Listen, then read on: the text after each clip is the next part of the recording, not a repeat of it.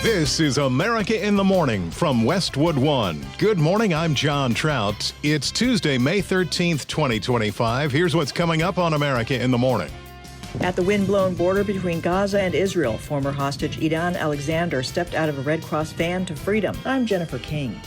President Trump has signed an executive order giving drug makers a 30-day deadline to lower drug costs. Haya Panjwani, Washington. The Trump administration says it's addressing the air traffic control system in the United States. I'm Clayton Neville. Polish Foreign Minister Radek Sikorski says he's ordering the closure of Russia's consulate in the southern city of Krakow. I'm Charles de Ledesma. Michael Jordan is joining NBC Sports as a special contributor. I'm Gethin Coolbaugh. A new Biden-era ban on so-called junk fees is now in effect. I'm Ed Donahue. All ahead on America in the Morning.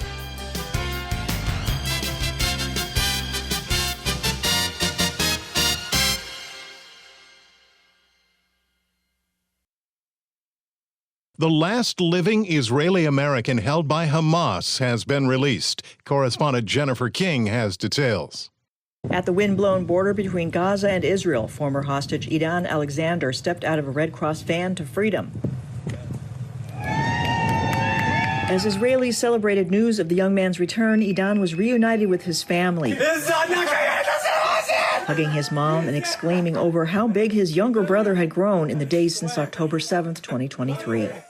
Hamas says it released the American as a goodwill gesture toward the Trump administration. Before heading out on a trip to the Middle East, President Trump gave Special Envoy Steve Witkoff credit for the release. He's been fantastic, so I want to just thank Steve. UN Secretary General Antonio Guterres is urging Israel and Hamas to build on this moment, reach an immediate permanent ceasefire, and ensure the delivery of humanitarian aid.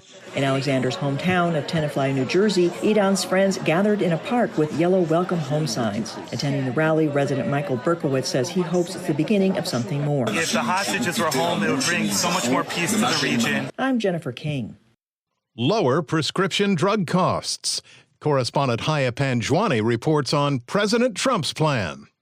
President Trump has signed an executive order giving drug makers a 30-day deadline to lower drug costs. If they don't meet the deadline, drug makers could face new limits over what the government will pay. The order asks the health department to broker new price tags for drugs. If a deal isn't reached, a new rule will tie the price of what the U.S. pays for medications to lower prices paid by other countries. We're going to equalize, where we're all going to pay the same. We're going to pay what Europe's going to pay. Centers for Medicare and Medicaid Services Administrator Dr. Mehmet Oz says drug makers want low prices for Americans, too. We're looking forward to a thoughtful interaction with these corporate leaders, many of whom we've spoken to and in quiet will agree the system is not right the way it is. The federal government spends hundreds of billions of dollars on prescription drugs, injectables, transfusions, and other medications every year through Medicare. Haya Panjwani, Washington. Transportation Secretary Sean Duffy addresses travel woes at the Newark airport. Correspondent Clayton Neville reports Duffy has laid out the Trump administration's plan for fixing America's air traffic control system. The FAA slowed traffic on Sunday at Newark Liberty International Airport because a new telecommunications issue impacted the Philadelphia facility that guides planes in and out of Newark Liberty. These issues, along with staffing shortages at Philadelphia and runway construction at Newark, have led to the delays for passengers. Transportation Secretary Sean Duffy spoke to reporters on Monday and blamed the Biden administration. Pete Buttigieg and Joe Biden did nothing to fix the system that they knew was broken. Duffy said fixes at the airport are ongoing, with fiber optic lines now installed at all major New York area airports. Testing, though, expected to last a few weeks before those lines will go live. Duffy now calling for an inspector general's investigation into what led to management of Newark flights being given to Philadelphia controllers. I'm Clayton Neville. The top stories of the day are sponsored by Sleep Number. Sleep better with Sleep Number. Now, during the Memorial Day sale, all smart beds and bases are on sale, plus free home delivery, exclusively at a Sleep Number store. U.S. refugee status for South Africans when America in the Morning returns after these messages. This is America in the Morning, a typical spring forecast for mid-May. Here's AccuWeather.com meteorologist Matt Rindy. A large, wide-reaching storm will continue on a slow path northward today from the Tennessee Valley into the Ohio Valley. This system has dropped several inches of rain and in some cases as much as 10 inches of rain in these past few days across portions of the southeast. And now it will place its focus in the middle Atlantic around Virginia, West Virginia, Maryland, and Delaware today and tonight, where a few inches of rain could lead to some localized flooding. There will also still be some showers across the southeast today, but in a more scattered variety, which will extend northward through the Tennessee and Ohio valleys into the southern Great Lakes. There could also be a few showers in the eastern parts of Arkansas, northward to eastern Iowa. Rain will also spread in a less potent fashion into portions of Pennsylvania, New Jersey, and New York. Northern New York into New England will have a dry day, but clouds will be building in southern areas during the afternoon, and highs will be mostly in the 60s and 70s.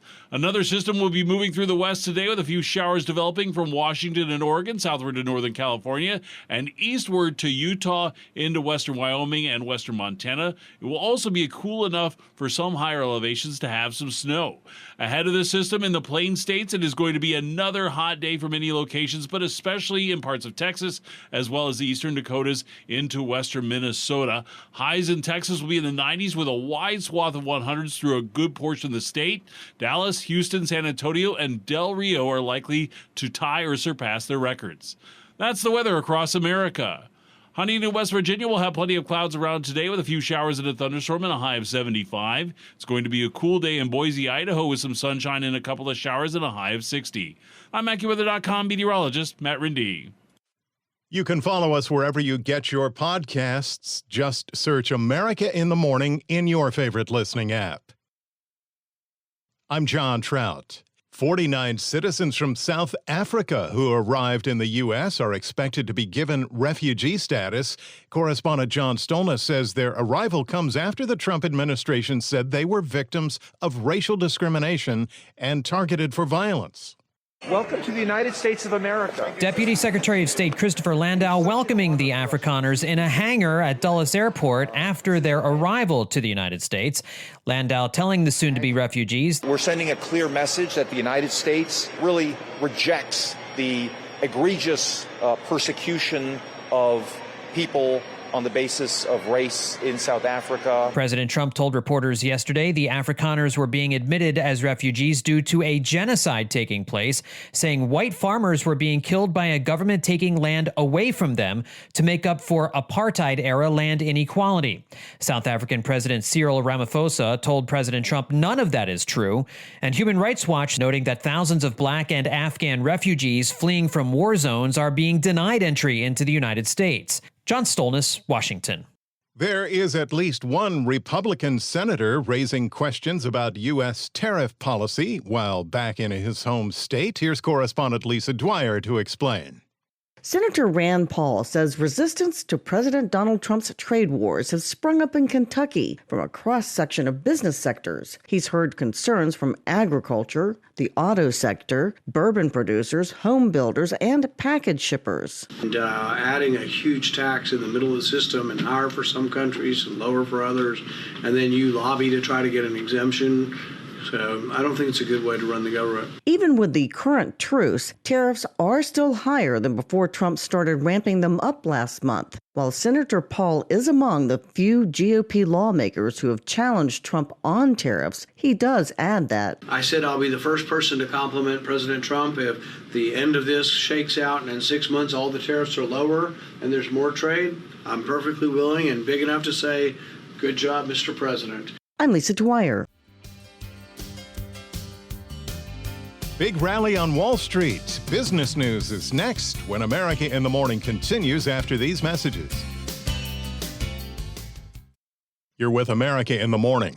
The business report is brought to you by Fisher Investments. Fisher Investments is a fiduciary always putting clients' interests first. Learn more at FisherInvestments.com. Many investors were cheering Monday's results on Wall Street. Here's CNBC's Jessica Ettinger. Wall Street opens this morning after stocks rallied yesterday. Investors hoping that the beginning of the end of tariffs could be closer. The Dow soaring more than 1,100 points. The S&P 500 index just 5% away from its record high now from February. The major averages are still in the red for the year, though. President Trump saying talks with China and Switzerland were successful. To me, the biggest thing that came out of that meeting is they've agreed. Now we have to get it papered, but they've agreed to open up China.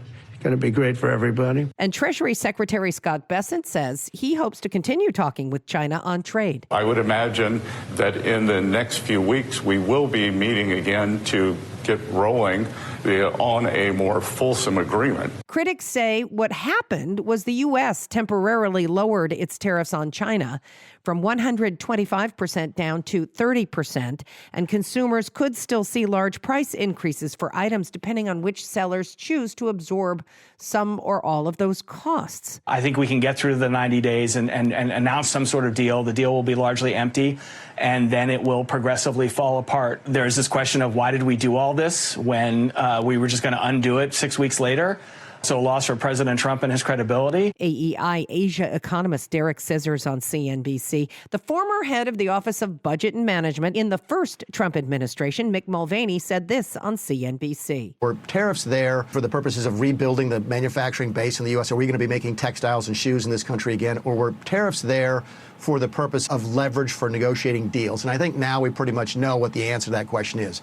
This is leverage. Donald Trump is one of the best I've ever seen at making leverage out of nothing. We are nowhere near having a deal. I think when we cut a deal with the Chinese back in 2018, it took us 18 months.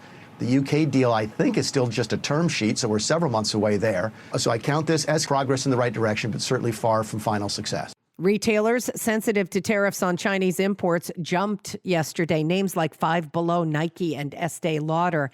And some caution for investors from CNBC's Brian Sullivan and Fundstrat's Tom Lee. We're just one tweet or True Social post or headline away from maybe another market collapse. Isn't it important for your clients and our viewers and listeners to always accept that reality?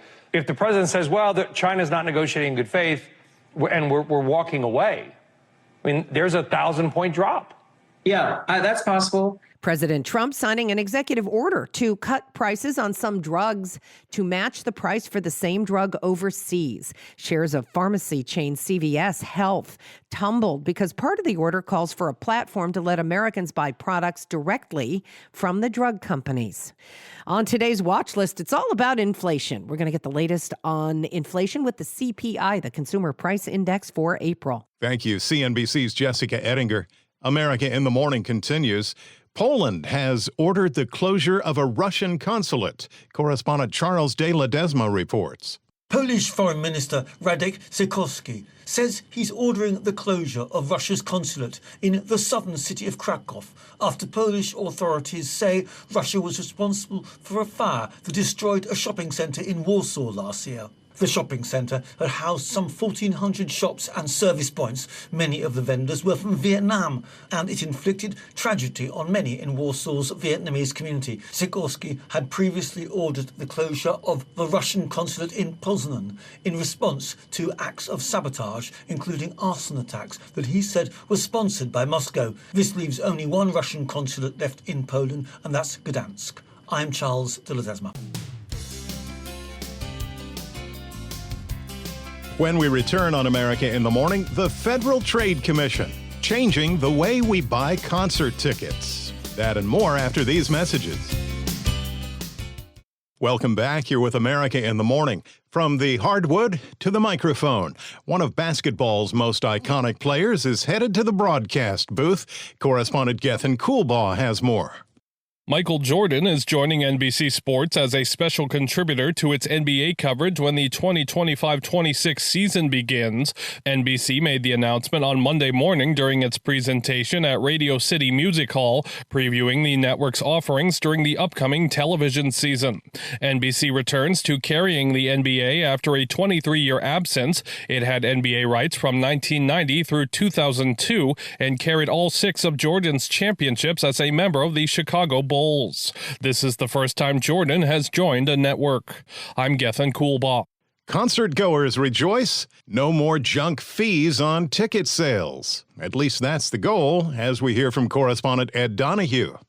A new Biden-era ban on so-called junk fees is now in effect. It calls for ticket sellers for things like concerts, hotels, and vacation rentals to show price transparency at all stages of the buying process. The new rule targets Ticketmaster. It will start displaying the full price of a ticket as soon as customers begin shopping. The complaints about Ticketmaster have been about hidden fees. It will also tell customers where they are in line when they log in and give real-time updates when wait times exceed 30 minutes, letting them know ticket price ranges, availability, and whether new dates for the same show have been added. SeatGeek says it is updating its features to make all-in pricing the default setting. The SeatGeek site crashed in 2022 during a pre-sale event for Taylor Swift's upcoming stadium tour. Thousands of people lost tickets. I'm Ed Donahue.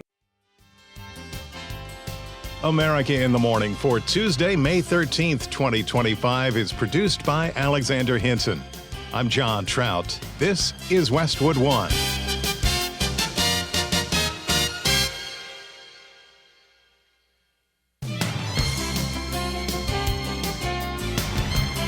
This is America in the Morning from Westwood One. I'm John Trout. Coming up this half hour. There's some pushback within the GOP surrounding tax cuts. I'm Clayton Neville. Opening statements in the Sean Diddy Combs sex trafficking and racketeering trial. I'm Julie Walker.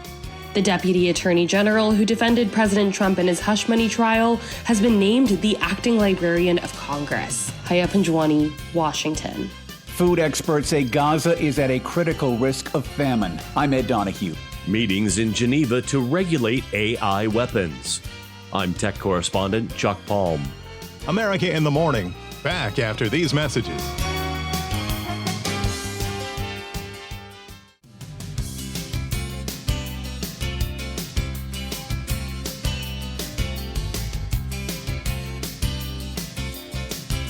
House Republicans are rolling out plans to spend trillions of dollars on tax breaks. Correspondent Clayton Neville is following details. House Republicans unveiling a plan that includes President Trump's desired debt limit hike. Congress has to raise the debt limit before the August recess to avoid a default. That's Trump's plan to get that done. Some House Republicans, though, worry the proposed tax bill would triple the current cap on state and local taxes from $10,000 to $30,000 a year.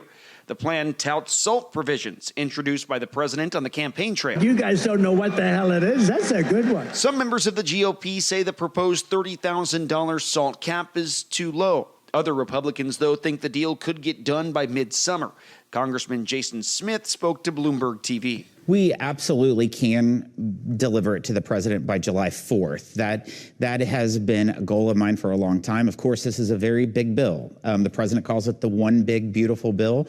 It will have border policy. It will have defense. It will have spending cuts, but also it will make sure that it allows permanency of President Trump's expiring 2017 tax provisions, but also new provisions that he campaigned on, like no tax on tips, no tax on overtime, tax relief for seniors. But we can put that on the desk by July 4th. Is it going to be easy? Absolutely not. Voicing concerns over the bill this week on social media was Congressman Chip Roy of Texas. He posed the questions, does the bill meaningfully reduce the deficit? And does the bill offer any transformative changes on Medicaid or otherwise? He said he's still open-minded, but that significant changes are needed. I'm Clayton Neville. President Trump is beginning his 4-day trip to the Middle East on the heels of a diplomatic victory, the release of the last living American held hostage by Hamas. Details from correspondent Rich Johnson. After so many shrieks of pain and sorrow since October 7th, 2023, this one is all about the joy. The parents of Adnan Alexander reuniting with their son after his 584 days in Hamas captivity. The 21-year-old was the last living American hostage. Thousands also gathered in Tenafly, New Jersey, Alexander's hometown, to celebrate his release.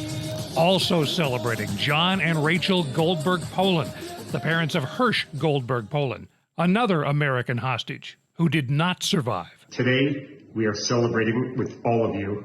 And most important, Adnan, we have grown to love you without ever having met you, and we are so happy and relieved that you are home. Welcome home. Hamas is calling Alexander's release a goodwill gesture to President Trump, who's begun his 4-day visit to Saudi Arabia, Qatar, and the United Arab Emirates. On social media, the president called the news monumental and pledged to continue to work to free the remaining hostages. To that end, Israel announced it will take part in a new round of hostage negotiations.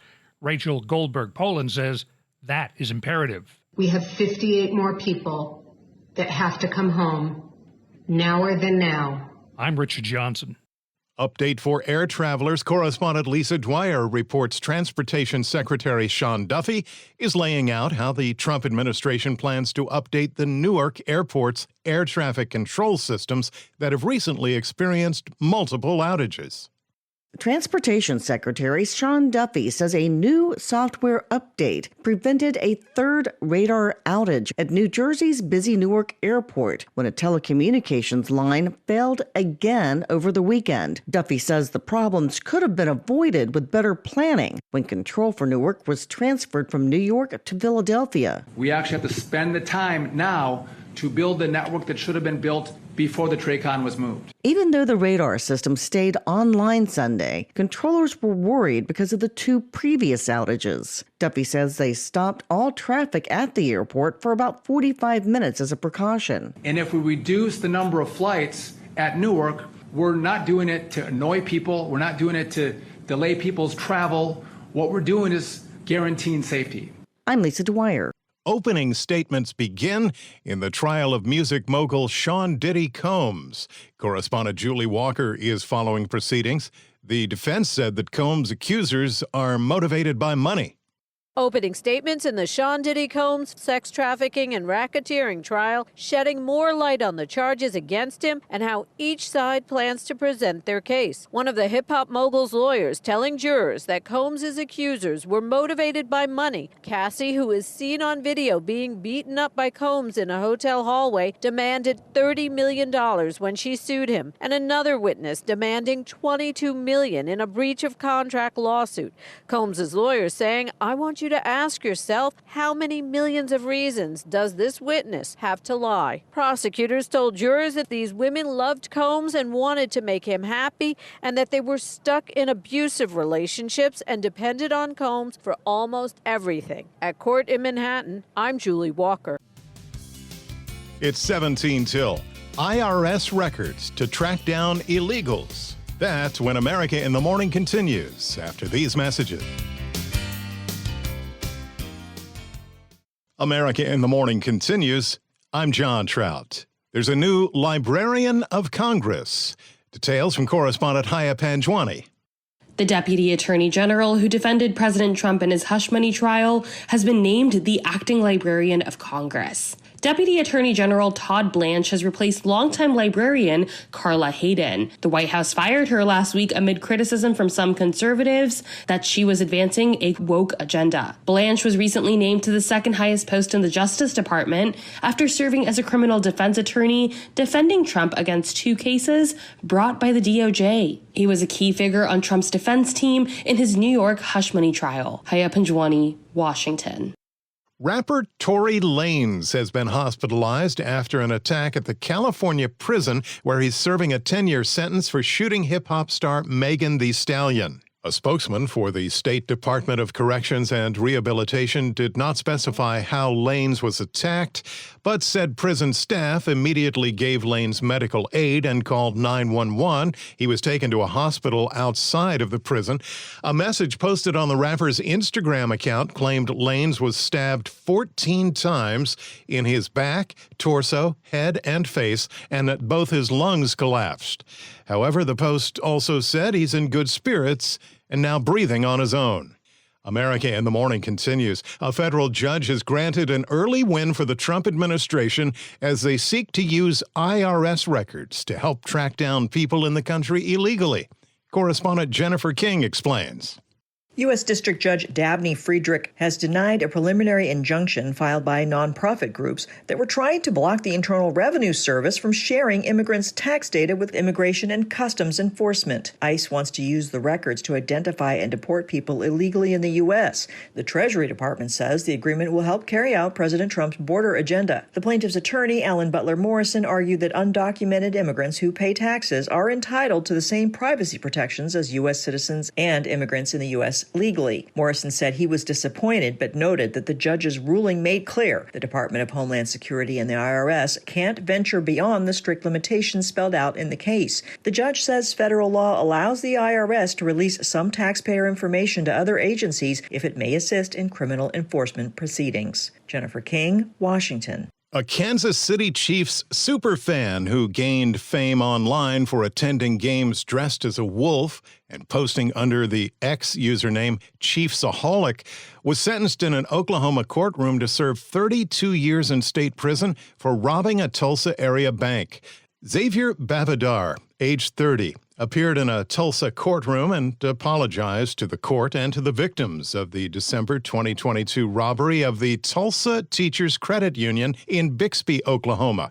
Babadar's already serving more than 17 years in federal prison for a string of 11 bank robberies across 7 states, where he stole nearly $850,000 to finance his social media stardom and a gambling addiction. He'll serve his federal and state sentences concurrently, meaning after he's released from federal prison, he'll be transferred to state custody to serve his remaining 14 years. Israel's blockade of food and medicine shipments entering Gaza has entered into its 10th week. Correspondent Ed Donahue reports there's a growing concern of famine in the region.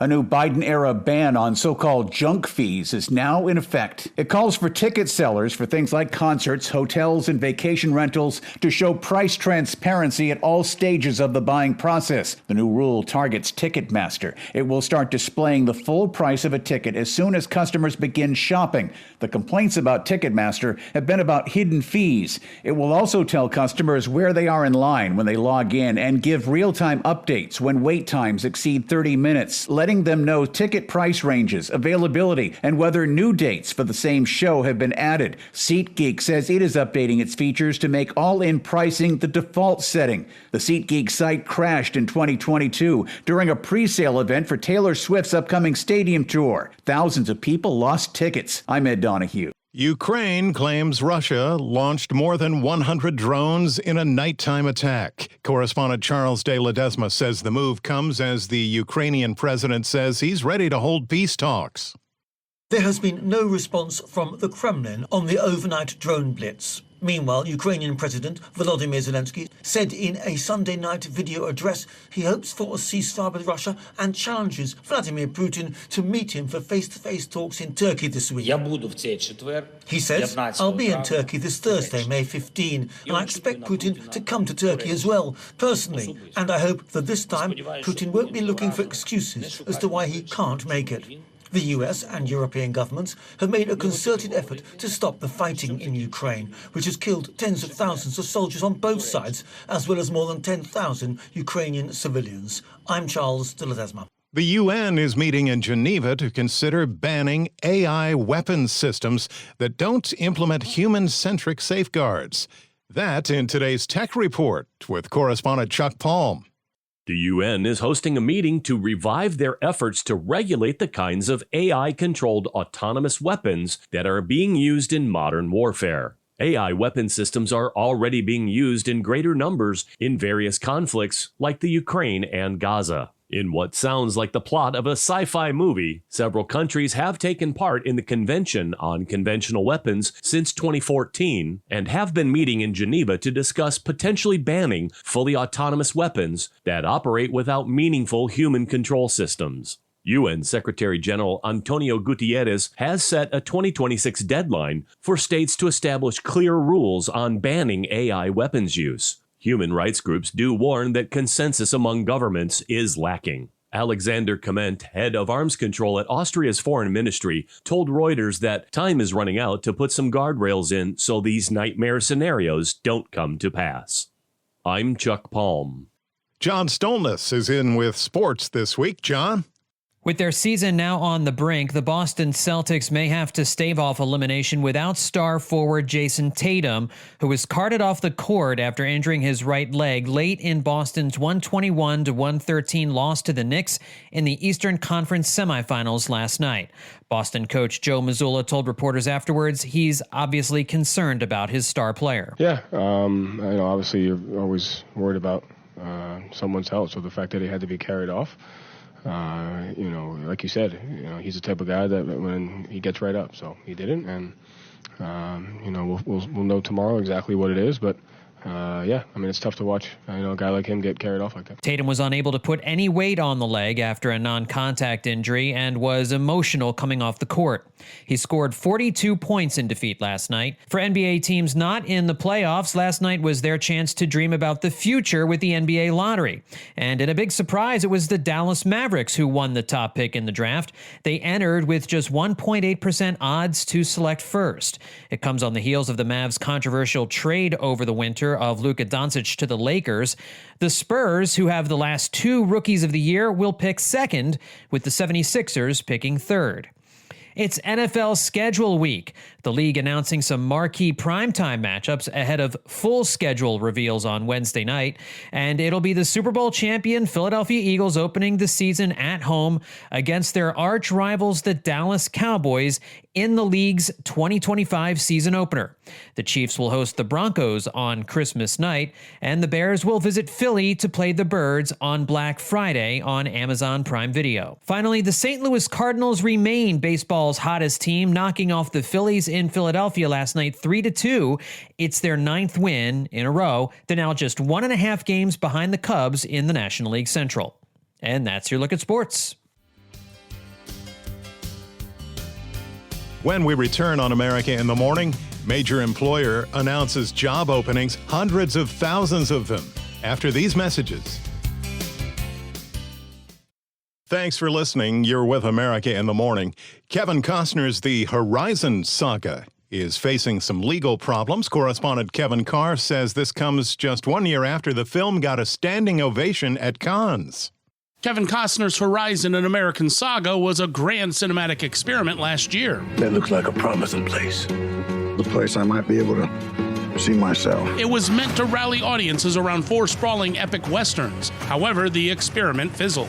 Chapter 1 carried a budget of $100 million, but it only grossed $38 million at the box office. Chapter 2 was meant to come out 7 weeks later, but the distributor dropped Chapter 1 on streaming and VOD to recoup some revenue and build more interest in a sequel. Now there's a legal standoff between Costner's company Horizon Series and distributor New Line Cinema.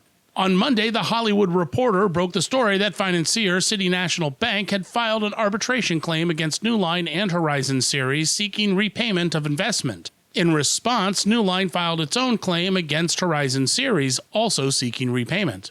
Because it was not backed by a studio, Costner had to leverage his own money to make the first 2 chapters. Last year at the Cannes Film Festival, he explained why he did this. Part of why I wanted to make 1, 2, and 3, and 4 was to make it for myself, because I know what it's like to sit out there in the audience. Costner also discussed continuing to raise funds for Chapter 3. And now I'm trying to make the 3rd one, and I've knocked on every boat in Cannes to help me. This legal brawl puts the release of Chapter 2 in further doubt.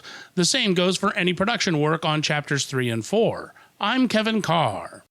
McDonald's says it plans to hire up to 375,000 U.S. restaurant employees this summer, its biggest hiring push in years. The Chicago-based burger giant said openings at both company-owned and franchised stores are partly due to a U.S. expansion. The company currently has 13,500 restaurants in the U.S. and plans to open 900 more by 2027. U.S. Labor Secretary Lori Chavez de Remer joined McDonald's U.S. President Joe Erlinger at a McDonald's restaurant near Columbus, Ohio, for the hiring announcement. McDonald's stresses the new hires will be for permanent positions. Did you know they already have over 1.5 million employees? The hiring numbers take into consideration the high turnover rate of fast food employees. America in the Morning for Tuesday, May 13th, 2025 is produced by Alexander Hinton. I'm John Trout. This is Westwood One.